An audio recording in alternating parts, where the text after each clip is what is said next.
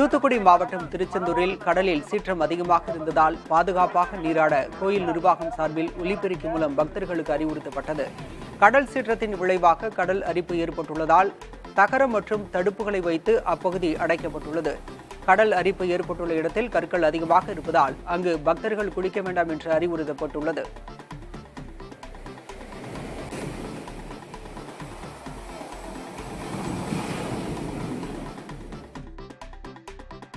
நீலகிரி மாவட்டம் உதகை அருகே சிறுத்தை தாக்கி தேயிலை தோட்ட பணியாளர் உயிரிழந்தார். மஞ்சூர் எடக்காடு பகுதியில் உள்ள தேயிலை தோட்டத்தில் குட்டியினை ஈன்ற சிறுத்தை அப்பகுதியில் கடந்த சில நாட்களாக சுற்றி வருகிறது. சிறுத்தை இருப்பது தெரியாமல் அப்பகுதிக்கு தோட்ட பணியாளர் சதீஷ் சென்றபோது அவரை சிறுத்தை தாக்கியதாக கூறப்படுகிறது. சதீஷின் அலறல் சத்தம் கேட்ட உறவினர்கள் வனத்துறை மற்றும் காவல்துறைக்கு தகவல் தெரிவித்ததை தொடர்ந்து அவரது உடல் மீட்கப்பட்டது. சதீஷின் உடலை பார்க்க வந்த உறவினர்கள் சிறுத்தையை ஏன் பிடிக்கவில்லை என அதிகாரிகளுடன் வாக்குவாதத்தில் ஈடுபட்டதால் அப்பகுதியில் சிறிது நேரம் போக்குவரத்து பாதிக்கப்பட்டது.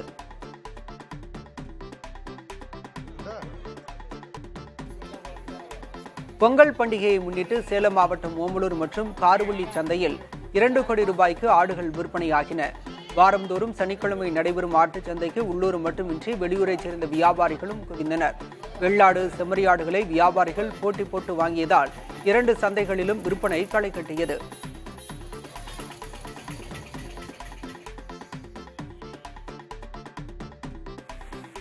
காவிரி நீர்பிடிப்பு பகுதிகளில் மழை குறைந்ததால் தமிழக எல்லையான பிலிகுண்டுலுவுக்கு தண்ணீர் வரத்து சரிந்தது. வினாடிக்கு 3500 கனஅடியாக இருந்த நீர்வரத்து தற்போது 1500 கனஅடியாக குறைந்தது. கடந்த 19 நாட்களுக்கு பிறகு காவிரி ஆற்றில் தண்ணீர் வரத்து கடுமையாக சரிந்துள்ளது.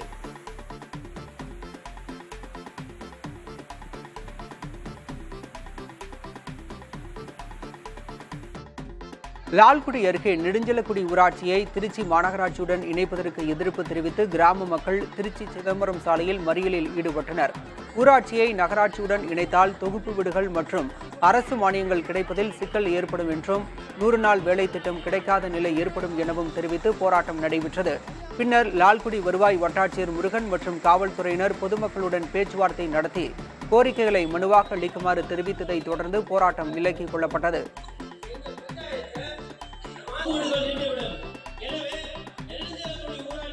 வரத்து அதிகரிப்பால் தேனி மாவட்டம் ஆண்டிப்பட்டி சந்தையில் முருங்கைக்காய் விலை குறைவாக ஏலம் போனது. ஆண்டிப்பட்டி மற்றும் சுற்றுவட்டார பகுதிகளில் முருங்கை சாகுபடி செய்யப்பட்டுள்ளது. கடந்த நவம்பர் மாதம் பெய்த மழையால் முருங்கை மரங்களில் பூக்கள் உதிர்ந்ததில் விளைச்சல் பாதிக்கப்பட்டது. இதனால் ஆண்டிப்பட்டி சந்தையில் முருங்கைக்காய் வரத்து குறைந்ததால் விலை படிப்படியாக அதிகரித்து கடந்த வாரம் அதிகபட்சமாக கிலோ 320 ரூபாய் வரை விலை போனது. இந்நிலையில் வரத்து அதிகரிப்பால் முருங்கைக்காய் விலை அதிரடியாக குறைந்து 1 கிலோ 100 ரூபாய் முதல் 120 ரூபாய் வரை ஏலம் போனது. ராமநாதபுரம் மாவட்டம் பரமக்குடி அருகே உலகநாதபுரம் அற்புத குழந்தை இயேசு கோயிலில் 9ஆம் ஆண்டு பங்கு திருவிழாவை முன்னிட்டு கொடியேற்ற நிகழ்ச்சி நடைபெற்றது.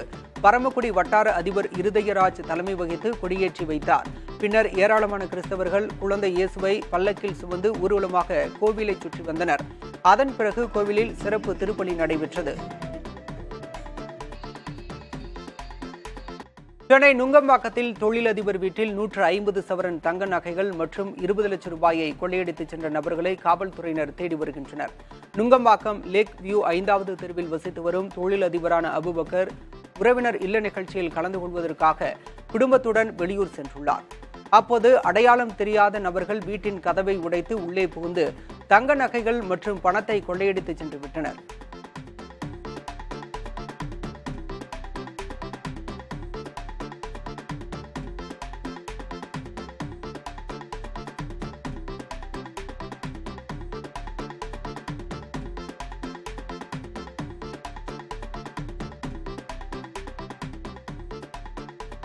மத்திய மாநில அரசுகள் உயர்த்திய வரிகளை குறைக்க கோரி ஈரோடு மாவட்டம் கோபிச்செட்டிப்பாளையத்தில் கடையடைப்பு போராட்டம் நடைபெற்றது. நகராட்சி சொத்து வரி மீது காலதாமத கட்டணம் 1%, ஆண்டுதோறும் 6% வரியேற்றம் என்பதை ரத்து செய்து பழைய வரியை வசூலிக்க வேண்டும், கடை வாடகைக்கு 18% GST வரி விதிப்பை ரத்து செய்ய வேண்டும் உள்ளிட்ட கோரிக்கைகளை வலியுறுத்தி வணிகர்கள் கடையடைப்பு போராட்டத்தில் ஈடுபட்டனர்.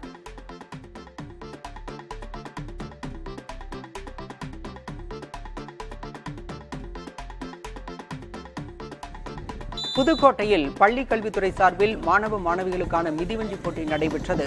14, 17, 19 வயது பிரிவுகளில் நடத்தப்பட்ட போட்டிகளில் 50 மாணவ மாணவிகள் பங்கேற்றனர். ஒவ்வொரு பிரிவிலும் முதலிடம் பெற்ற மாணவ மாணவிகள் மாநில அளவில் நடைபெறும் போட்டியில் பங்கு பெற தகுதி பெற்றனர். போட்டியில் வெற்றி பெற்ற மாணவ மாணவிகளுக்கு பதக்கம் மற்றும் சான்றிதழ் வழங்கப்பட்டன.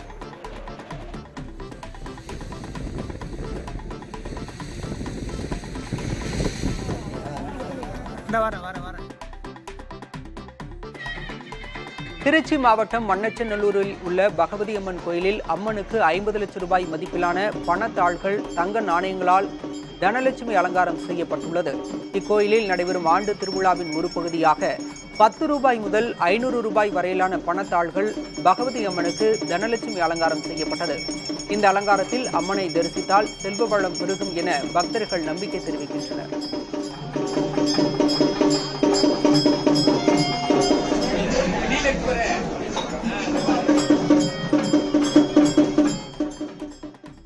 விருதுநகர் மாவட்டம் சாத்தூர் அருகே அனுமதியின்றி பட்டாசு உற்பத்தி செய்ததாக 2 பேர் கைது செய்யப்பட்டுள்ளனர். அப்பைநாயக்கன்பட்டி இருக்கன்குடி சாலையில் அனுமதியின்றி தகர ஷெட் அமைத்து பான்சி ரக பட்டாசுகள் உற்பத்தி செய்யப்படுவதாக காவல்துறையினருக்கு தகவல் கிடைத்தது. நிகழ்விடத்திற்கு சென்ற காவல்துறையினர் அங்கிருந்த பட்டாசுகளுக்கான மூலப்பொருட்களை பறிமுதல் செய்து அழித்தனர். மேலும் 2 லட்சம் ரூபாய் மதிப்பிலான பட்டாசுகளை பறிமுதல் செய்த காவல்துறையினர் 5 பேர் மீது வழக்கு பதிவு செய்தனர். 2 பேரை கைது செய்தனர்.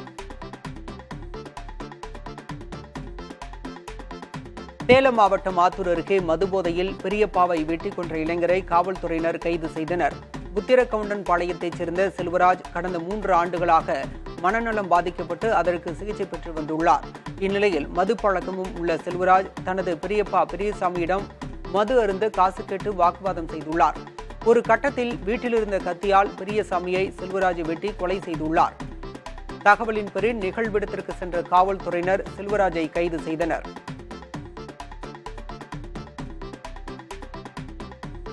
அரியலூர் மாவட்டம் ஆண்டிமடத்தில் அமெரிக்க குடும்பத்தினர் தனியார் தொண்டு நிறுவனத்துடன் இணைந்து மாற்றுத்திறனாளி குழந்தைகளுடன் சமத்துவ பொங்கல் விழா கொண்டாடினர். அமெரிக்காவைச் சேர்ந்த டாக்டர் கோயின் வான் ராம்பே, வெல்லி ராபின் உள்ளிட்டோர் தங்கள் குடும்பத்துடன் வேட்டி சேலை அணிந்து பாரம்பரிய முறைப்படி பொங்கல் வைத்து கும்மியடித்தனர்.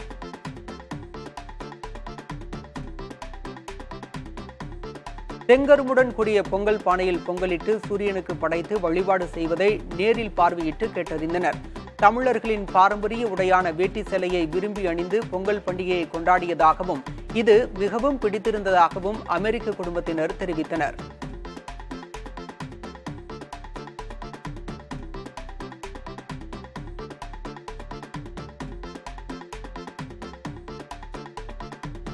புதுக்கோட்டை மாவட்டம் கரம்பக்குடி அருகே குடிநீர் விநியோகிக்கப்படாததற்கு எதிர்ப்பு தெரிவித்து கிராம மக்கள் காலி குடங்களுடன் சாலை மறியலில் ஈடுபட்டனர். கல்லாக்கோட்டை ஊராட்சி இடையன்கொள்ளைப்பட்டி கிராமத்தில் ஆழ்குழாய் கிணற்றில் ஏற்பட்ட பழுது சரி செய்யப்படாததற்கு கடந்த 4 மாதங்களாக குடிநீரின்றி தவித்து வருவதாகவும் இது தொடர்பாக ஊராட்சி நிர்வாகத்திடம் தெரிவித்தும் நடவடிக்கை ஏதும் எடுக்கப்படவில்லை என புகார் தெரிவித்து போராட்டம் நடைபெற்றது. பின்னர் கந்தர்வக்கோட்டை வட்டார வளர்ச்சி அலுவலர் மற்றும் காவல்துறையினர் பேச்சுவார்த்தை நடத்தியதை தொடர்ந்து போராட்டம் விலக்கிக் கொள்ளப்பட்டது. பொங்கல் பரிசு தொகுப்புடன் கரும்பு வழங்கப்பட உள்ள நிலையில் அவற்றின் தரம் குறித்து கிருஷ்ணகிரி மாவட்ட ஆட்சியர் ஆய்வு செய்தார். ஊத்தங்கரையை அடுத்த மோட்டூர் கிராமத்தில் விவசாயிகளிடமிருந்து கரும்பு கொள்முதல் செய்யப்பட்டது. அங்குள்ள தோட்டத்திற்கு சென்ற ஆட்சியர் சரையு கரும்பின் தரம் குறித்து ஆய்வு மேற்கொண்டார். ரேஷன் கடைகளில் பச்சரிசி, சர்க்கரையுடன் முழு கரும்பும் பொங்கல் பரிசு தொகுப்பாக வழங்கப்படும் நிலையில் அதற்கான டோக்கன் விநியோகிக்கப்பட்டு வருகிறது.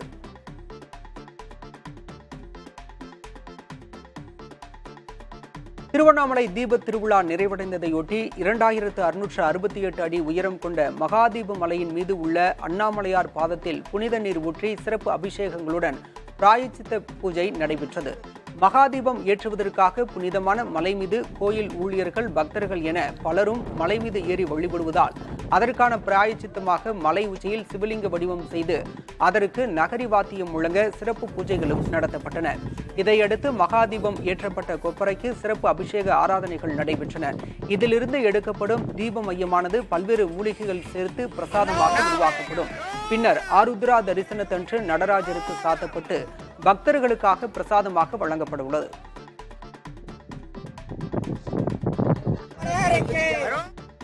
திண்டுக்கல் மாவட்டம் கொடைரோடு அருகே வரத்து குறைந்துள்ளதால் ரோஜா பூக்கள் விலை பல மடங்கு அதிகரித்துள்ளது. சிறுமலை அடிவார பகுதிகளான ராஜதானி கோட்டை, புதூர், தருமபுரி, பொம்மனம்பட்டி உள்ளிட்ட பல்வேறு பகுதிகளில் சுமார் 400 ஏக்கர் பரப்பளவில் பட்டு ரோஜாக்கள் சாகுபடி செய்யப்பட்டுள்ளன. தற்போது அந்த பகுதியில் கடும் பனிப்பொழிவு காணப்படுவதால் மொட்டாக இருக்கும்போதே கருகிவிடுவதாக விவசாயிகள் வேதனை தெரிவிக்கின்றனர். இதனால் ஏக்கருக்கு 5 கிலோ மட்டுமே பூக்கள் கிடைப்பதாக விவசாயிகள் தெரிவிக்கின்றனர். எனவே நிலக்கோட்டை மலர் சந்தையில் 1 கிலோ ரோஜா 230 ரூபாய் வரை விற்கப்படுகிறது. வரத்து குறைந்தாலும் விலை கூடுதலாக கிடைப்பதால் விவசாயிகள் நிம்மதி அடைந்துள்ளனர். விழுப்புரத்தில் நடைபெற்ற மார்க்சிஸ்ட் கம்யூனிஸ்ட் கட்சியின் செந்தொண்டர் பேரணியில் பங்கேற்ற மின்வாரிய ஊழியர் மாரடைப்பு ஏற்பட்டதால் மயங்கி விழுந்து உயிரிழந்தார். பேரணியில் 2000க்கும் மேற்பட்டோர் காக்கி பேண்ட், சிகப்பு சட்டையுடன் மிடுக்கான அணிவகுப்பில் ஈடுபட்டனர். பேரணியில் கலந்து கொண்ட பல்லாவரம் குளத்துமேடு பகுதியைச் சேர்ந்த ஆனந்தன் என்பவர் மயங்கி விழுந்தார். அவரை மருத்துவமனைக்கு கொண்டு சென்றபோது மாரடைப்பு ஏற்பட்டு உயிரிழந்ததாக மருத்துவர்கள் தெரிவித்தனர். சேலம் மாவட்டம் ஓமலூர் அருகே பள்ளியை கட்டடித்துவிட்டு கடத்தல் நாடகமாடிய சிறுவனை தாயிடம் காவல்துறையினர் ஒப்படைத்தனர். திண்டமங்கலம் ரயில்வே பாலம் அருகில் அழுது கொண்டிருந்த சிறுவனை அந்த வழியாக சென்ற விவசாயி மீட்டு ஓமலூர் காவல் நிலையத்தில் ஒப்படைத்தார். சிறுவனிடம் காவல்துறையினர் விசாரித்தபோது தன்னை 3 பேர் கடத்தி வந்து பாலத்தில் விட்டுச் சென்றதாக தெரிவித்தான். இதையடுத்து காவல்துறையினர் சிறுவனின் புகைப்படத்தை அனைத்து காவல் நிலையங்களுக்கும் அனுப்பி விசாரித்ததில் சிறுவன் தொளசம்பட்டி பகுதியைச் சேர்ந்தவன் என்பது தெரியவந்தது. இதையடுத்து சிறுவனிடம் காவல்துறையினர் தொடர்ந்து விசாரித்ததில் அரசு பள்ளியில் 3ஆம் வகுப்பு படித்து வரும் சிறுவன் பள்ளிக்கு செல்லாமல் மனம் போன போக்கில் சுற்றியதுடன் இதனை மறைக்க கடத்தல் நாடகமாடியதும் தெரியவந்தது. இதையடுத்து சிறுவனின் தாயாரை வரவழைத்து சிறுவனை காவல்துறையினர் ஒப்படைத்தனர். 3 பேர் கடத்திட்டு போயிட்டாங்களா? அவங்ககிட்ட இருந்து எப்படி இங்க வந்தா?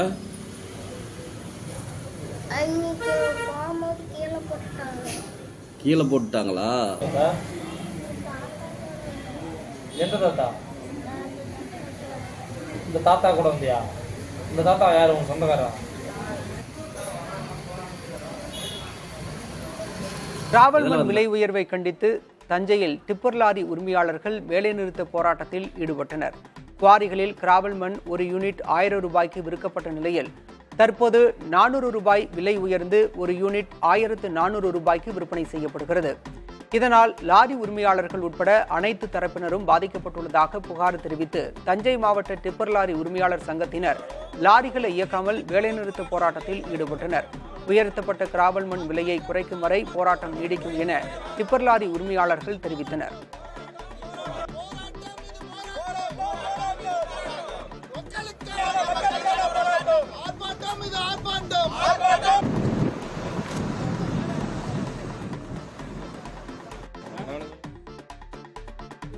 திருச்சி மாவட்டம் முசிறி அருகே அரசு விழாவில் பங்கேற்ற நகராட்சி நிர்வாகத்துறை அமைச்சர் KN நேருவை கிராம மக்கள் முற்றுகையிட்டு கோரிக்கைகளை முன்வைத்தனர்.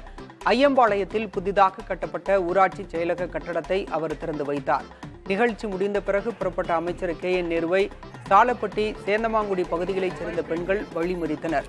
தங்கள் கிராமங்களுக்கு குடிநீர், போக்குவரத்து உள்ளிட்ட அடிப்படை வசதிகள் கோரி பலமுறை அதிகாரிகளிடம் மனு அளித்தும் நடவடிக்கை இல்லை என அமைச்சரிடம் முறையிட்டனர். பெண்கள் சிலர் கண்ணீர் வடித்தனர். அவர்களை அமைச்சர் நேருவும் திருச்சி மாவட்ட ஆட்சியர் பிரதீப் குமாரும் சமாதானப்படுத்த முயன்றனர். ஒரு வழியாக கிராமத்தினரை சமாதானப்படுத்திய அவர்கள் அங்கிருந்து புறப்பட்டனர்.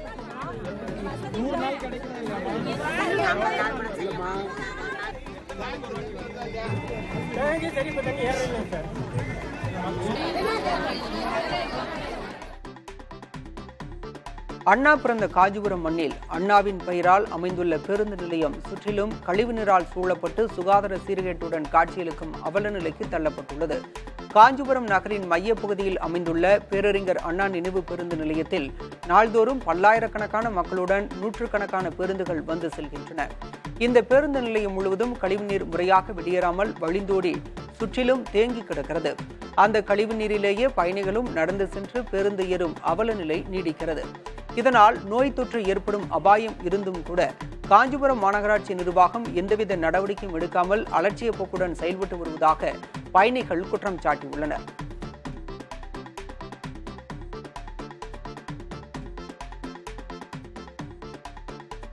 இந்திய தேசிய கூட்டுறவு நுகர்வோர் கூட்டமைப்பு அறிமுகப்படுத்தியுள்ள மலிவு விலை மளிகைப் பொருட்கள் திருவண்ணாமலை உள்ளிட்ட 6 மாவட்டங்களில் விநியோகிக்கப்படுவதற்காக ஆரணியிலிருந்து அனுப்பி வைக்கப்பட்டன.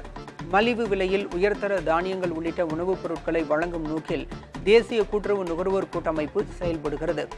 அந்த வகையில் 34 ரூபாய்க்கு 1 கிலோ அரிசி உட்பட பருப்பு, மாவு, ரவா ஆகியவற்றை அறிமுகப்படுத்தியுள்ளது.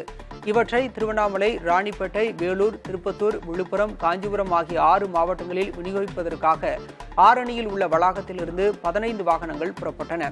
இந்த மலிவு விலை பொருட்கள் அடுத்த வாரம் விற்பனைக்கு வருகின்றன.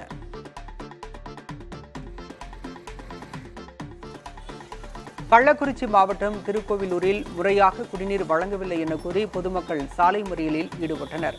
திருக்கோவிலூர் நகராட்சி எல்லைக்குட்பட்ட சந்தைப்பேட்டைக்கு தென்பெண்ணை ஆற்றிலிருந்து ராட்சத மோட்டார்கள் அமைத்து தண்ணீர் வழங்கப்பட்டு வந்தது. தென்பெண்ணை ஆற்றில் ஏற்பட்ட வெள்ளப்பெருக்கின் காரணமாக ஆற்றில் பொருத்தப்பட்டிருந்த மின் மோட்டார்கள் அடித்துச் செல்லப்பட்டன. இதனையடுத்து அப்பகுதி மக்களுக்கு டேங்கர் லாரிகள் மூலம் தண்ணீர் வழங்கப்பட்டது. ஆனால் அந்த தண்ணீர் குடிப்பதற்கு உகந்ததாக இல்லை என்றும் போதுமான அளவிற்கு தண்ணீர் வழங்கப்படவில்லை என கூறி மக்கள் திருக்கோவிலூர் உளுந்தூர்பேட்டை சாலையில் மறியலில் ஈடுபட்டனர். இதன் காரணமாக 15 நிமிடத்திற்கும் நேரத்திற்கு மேலாக போக்குவரத்து பாதிப்பு ஏற்பட்டது.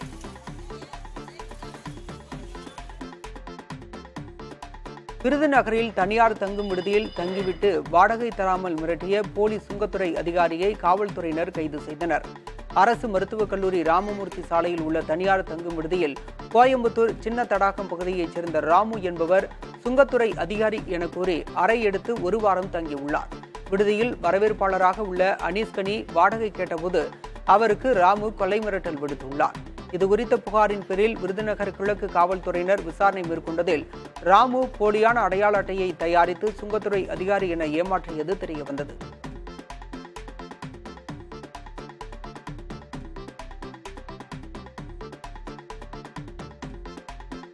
கள்ளக்குறிச்சி மாவட்டம் சிறுவங்கூர் கிராமத்தில் கால்நடைகளுக்கு கோமாரி நோய் தடுப்பூசி செலுத்தும் முகாமை ஆட்சியர் பிரசாந்த் தொடங்கி வைத்தார். இந்த நிகழ்வில் கால்நடை பராமரிப்புத்துறை மண்டல இயக்குநர் அழகுவேல், துணை இயக்குநர் கந்தசாமி உட்பட பலர் கலந்து கொண்டனர். இம்மாவட்டத்தில் மட்டும் 2,98,000 கால்நடைகளுக்கு தடுப்பூசி செலுத்த கால்நடை பராமரிப்புத்துறையால் திட்டமிடப்பட்டு வரும் 31ஆம் தேதி வரை பணிகள் நடைபெறவுள்ளது குறிப்பிடத்தக்கது. கிருஷ்ணகிரி மாவட்டம் ஊத்தங்கரை அருகே தொடர் மழையால் தக்காளி செடியில் செம்மை நோய் தாக்குதல் ஏற்பட்டுள்ளது. பாப்பனூரைச் சேர்ந்த விவசாயி ஜெயலட்சுமி 50 சென்ட் நிலத்தில் 35,000 ரூபாய் வரை செலவு செய்து தக்காளி பயிரிட்டுள்ளார். நன்கு வளர்ந்த செடிகள் தொடர் மழையால் செம்மை நோய் தாக்குதலுக்கு ஆளாகி கருகுவதுடன் பழங்களும் உதிர்ந்து வருகின்றன. வேளாண் அதிகாரிகள் ஆய்வு செய்து நிவாரணம் வழங்க நடவடிக்கை எடுக்க வேண்டும் என பாதிக்கப்பட்ட விவசாயி கோரிக்கை விடுத்துள்ளார். ஊத்தங்கரை வேளாண் அதிகாரிகளிடம் கேட்டபோது சம்பந்தப்பட்ட விவசாயிகள் பாதிக்கப்பட்ட பயிர்களின் புகைப்படத்துடன் விண்ணப்பித்தால் நடவடிக்கை எடுக்கப்படும் என கூறினார்.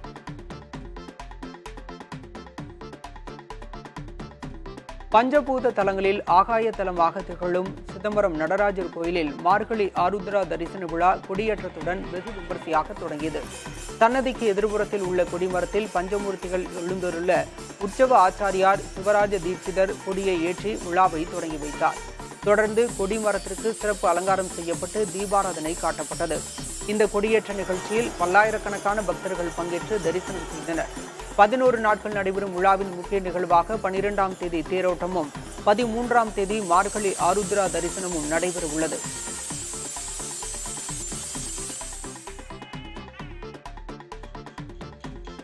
தேனி மாவட்டம் ஆண்டிப்பட்டி அருகே காட்டுப்பன்றிகளை வேட்டையாடுவதற்காக தயார் செய்யப்பட்ட 14 நாட்டு வெடிகுண்டுகள் பறிமுதல் செய்யப்பட்டன.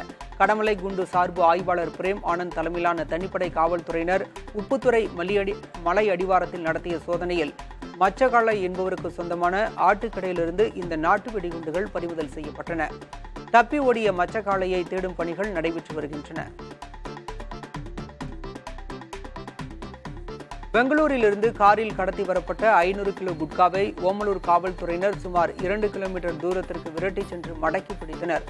ஆர்சி செட்டிப்பட்டியில் உதவி ஆய்வாளர் பூபதி தலைமையிலான காவலர்கள் அதிகாலை நேரத்தில் வாகன சோதனை மேற்கொண்டபோது நிற்காமல் சென்ற காரை விரட்டி பிடித்து சோதனை மேற்கொள்ளப்பட்டது.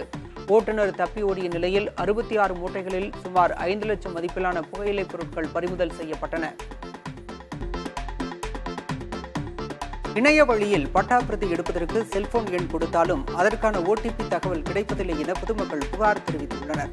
தமிழகத்தில் சேவைகள் இணையதளம் வழியாக ஊரகம், நகர்ப்புற, நத்தம் நிலங்களின் பட்டா, நில வரைபட விவரங்கள் பதிவேற்றம் செய்யப்படுகின்றன.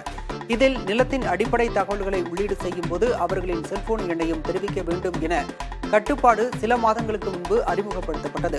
ஆனால் இதற்கான ஓடிபி எனப்படும் ஒருமுறை ரகசிய குறியீட்டு தகவல் குறிப்பிட்ட நேரத்திற்குள் வருவதில்லை என பொதுமக்கள் புகார் கூறுகின்றனர். இதனால் அனைத்து விவரங்களையும் மீண்டும் பூர்த்தி செய்ய வேண்டியிருப்பதாகவும் காலவிரயம் ஏற்படுவதாகவும் தெரிவிக்கின்றனர். தொழில்நுட்ப பிரிவு வாயிலாக இந்த புகார்கள் குறித்து ஆராய்ந்து வருவதாகவும் விரைவில் சரி செய்யப்படும் என்றும் நில அளவை மற்றும் நிலவரி திட்டத்துறை அதிகாரி ஒருவர் தெரிவித்துள்ளார்.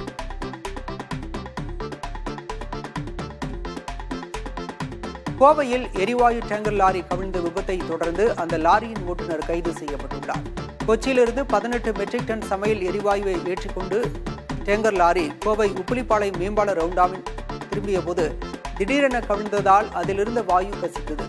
நிகழ்விடத்திற்கு விரைந்த தீயணைப்புத் துறையினர் டேங்கரிலிருந்து வெளியேறிய வாயுவை தணிக்க லாரியாக தண்ணீரை வரவழைத்து பீச்சி அடித்தனர்.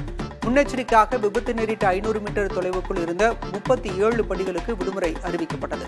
10 மணி நேர போராட்டத்திற்கு பிறகு டேங்கர் லாரி மீட்கப்பட்டு குடோனுக்கு கொண்டு செல்லப்பட்டது.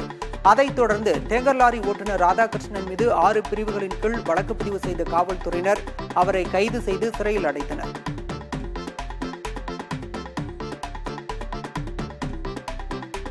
கோவை மாவட்டம் வால்பாறை அருகே தமிழக கேரள எல்லைப் பகுதியான அதிரப்பள்ளி சாலையில் ஒற்றை யானை நடமாட்டத்தால் போக்குவரத்து பாதிக்கப்பட்டது. அம்பலப்பாறை பகுதியில் நுழைந்த யானை அங்கிருந்த மரத்தை வேருடன் பிடுங்கி சாலையில் தள்ளியது. தொடர்ந்து மரத்தின் இலைகளை யானை சாப்பிட்டுக் கொண்டிருக்க வாகன ஓட்டிகள் அங்கிருந்து செல்ல முடியாமல் நடுவழியில் பரிதவித்தனர். நிகழ்விடத்திற்கு சென்ற கேரள வனத்துறையினர் யானையை காட்டுக்குள் அனுப்பி மரத்தை அகற்றினர்.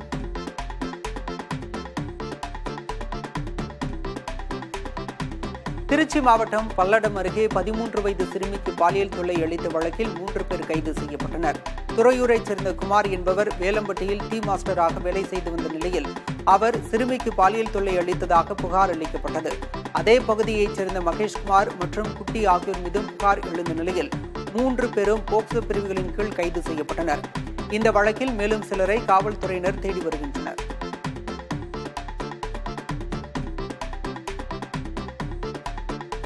விடுதலை போராட்டத்தில் தீரத்துடன் பங்கேற்று உயிர்நீத்த வீராங்கனை வேலு நாச்சியாரின் பிறந்த நாளையொட்டி சிவகங்கையில் உள்ள மணிமண்டபத்தில் பல்வேறு அரசியல் கட்சியினர் மரியாதை செலுத்தினர்.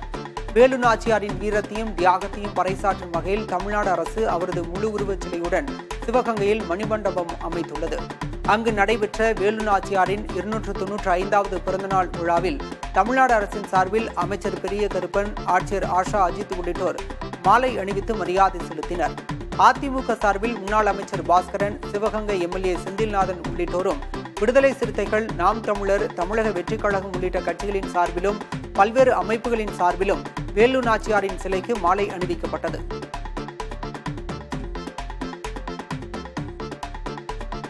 தூத்துக்குடி மாவட்டம் திருச்செந்தூர் அருகே காசோலை மோசடியில் ஈடுபட்ட கல்லூரி உதவி பேராசிரியைக்கு 6 மாதங்கள் சிறை தண்டனை விதித்து நீதிமன்றம் உத்தரவிட்டுள்ளது. நாசரேத்தில் உள்ள கல்லூரியில் பணிபுரிந்து வந்த உதவி பேராசிரியர் கீதாஞ்சலி அதே கல்லூரியில் கேண்டீன் நடத்தி வரும் இஸ்ரேல் மேலிடம் 3,80,000 ரூபாயை கடனாக பெற்றுள்ளார். வாங்கிய கடனை 1 மாதத்தில் திருப்பி தருவதாக கூறி காசோலையையும் கொடுத்திருக்கிறார். 1 மாதத்திற்கு பிறகு பணத்தை எடுக்க இஸ்ரேல் வங்கியில் காசோலையை டெபாசிட் செய்திருக்கிறார். பணம் இல்லை என வந்ததால் கீதாஞ்சலியிடம் பலமுறை கேட்டும் கொடுக்காததால் வழக்கு தொடர்ந்திருக்கிறார். இந்த வழக்கை விசாரித்த நீதிபதி கீதாஞ்சலியை குற்றவாளி என அறிவித்து அவருக்கு 6 மாத சிறை தண்டனை விதித்ததோடு வாங்கிய பணத்தை 9% வட்டியுடன் 2 மாதங்களுக்குள் கொடுக்க உத்தரவிட்டார். தொகையை கொடுக்க தவறினால் மேலும் 3 மாதங்களுக்கு சிறை தண்டனை அனுபவிக்க வேண்டும் எனவும் நீதிபதி உத்தரவில் குறிப்பிட்டுள்ளார். சுதந்திர போராட்ட வீரர் வீரபாண்டிய கட்டபொம்மனின் 266வது பிறந்த நாளையொட்டி மதுரையில் நடைபெற்ற விழாவில் தமிழ்நாடு அரசின் சார்பில் மரியாதை செலுத்தப்பட்டது. மதுரையில் ரயில் நிலையம் அருகே வீரபாண்டிய கட்டபொம்மனின் சிலை நிறுவப்பட்டுள்ளது.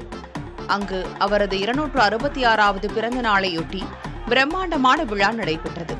அப்போது தமிழ்நாடு அரசின் சார்பில் அமைச்சர் KKSSR ராமச்சந்திரன், தங்கம் தென்னரசு உள்ளிட்டோர் கட்டபொம்மன் சிலைக்கு மாலை அணிவித்து மரியாதை செலுத்தினர். அதிமுக சார்பில் முன்னாள் அமைச்சர்கள் கடம்பூர் ராஜு, செல்லூர் ராஜு, ராஜேந்திர பாலாஜி உள்ளிட்டோர் தலைமையில் ஏராளமானோர் மாலை அணிவித்து கட்டபொம்மனின் புகழை போற்றினர். மதிமுக சார்பில் திருச்சி எம்பி துரை வைகோ மாலை அணிவித்து கட்டபொம்மனின் புகழை முழங்கி பறைசாற்றினார். தமிழக வெற்றிக் கழகம் சார்பிலும் நிர்வாகிகள் ஏராளமானோர் மாலை அணிவித்து மரியாதை செலுத்தினர். மேலும் பல்வேறு அமைப்புகளின் சார்பிலும் கட்டபொம்மன் சிலைக்கு மாலை அணிவிக்கப்பட்டன. திண்டுக்கல் மாவட்டம் டி கூடலூரில் வட்டார வளர்ச்சி அதிகாரியின் சம்பளத்தில் பிடித்தம் செய்து தண்ணீர் தொட்டி ஆபரேட்டருக்கு பணப்பலன்களை வழங்க உயர்நீதிமன்ற மதுரை அமர்வு உத்தரவு பிறப்பித்துள்ளது. டி கூடலூர் பகுதியைச் சேர்ந்த ஓய்வு பெற்ற தண்ணீர் தொட்டி ஆபரேட்டரான சீலன் என்பவர் தனக்கு சேர வேண்டிய பணிக்கொடை உள்ளிட்ட பணப்பலன்களை உயர்நீதிமன்றம் உத்தரவின்படி சம்பந்தப்பட்ட அதிகாரிகள் இதுவரை வழங்கவில்லை என மனு ஒன்றை தாக்கல் செய்தார். இந்த வழக்கை விசாரித்த நீதிபதி கிருஷ்ணன் ராமசாமி கடந்த ஆண்டு உயர்நீதிமன்றம் பிறப்பித்த உத்தரவின்படி மனுதாரருக்கு சேர வேண்டிய பணப்பலன்களை 15% வட்டியுடன் கணக்கிட்டு குஜிலியம்பாறை வட்டார வளர்ச்சி அதிகாரியிடமிருந்து வசூலித்து மனுதாரரிடம் 6 வாரத்தில் செலுத்த வேண்டும் என ஆணையிட்டார். இல்லையெனில் சம்பந்தப்பட்ட அதிகாரியின் சம்பளத்தில் அந்த தொகையை பிடித்தம் செய்ய வேண்டும் என்றும் ஆட்சியருக்கு நீதிபதி உத்தரவிட்டார்.